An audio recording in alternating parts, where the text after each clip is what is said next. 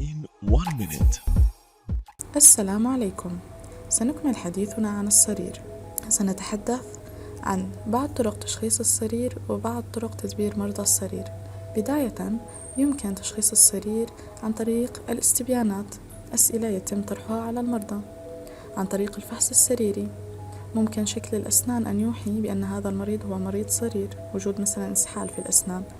عن طريق الفحص الشعاعي، إذا فرضا أتى مريض يعاني من اضطراب من اضطرابات المفصل ولاحظنا وجود فرضا شذوذ معين في الحدود القاطعة للأسنان، هذا الشذوذ ناتج عن قوى غير مركزية، قد نشك بأن هذا المريض هو مريض صرير.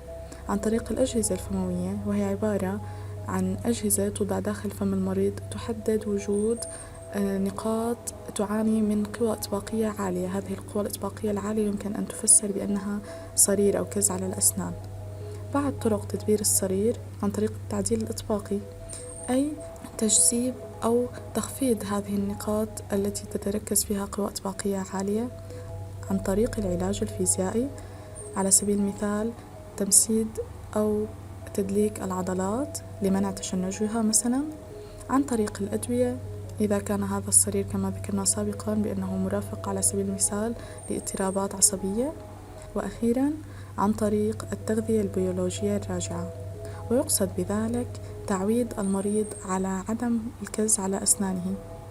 في حال اليقظة، ننبه المريض بأنه عند حدوث انضغاط على أسنانه أو شعور بهذا الضغط على أسنانه يجب عليه أن يدرك بأنه يقوم بكز على الأسنان، ويجب عليه توقيف هذا الفعل، لأنه عند إدراكه يصبح فعل إرادي.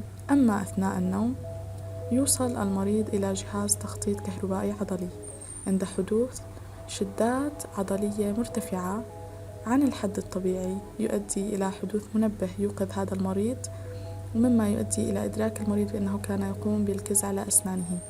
وبالتالي مع الوقت سوف يدرك هذا المريض بأنه يعاني من صرير أثناء النوم، وقد ينخفض نسبة الكز على الأسنان خلال النوم باستخدام هذه الطريقة.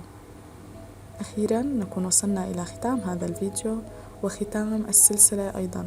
نشكركم لحسن استماعكم، ودمتم بخير.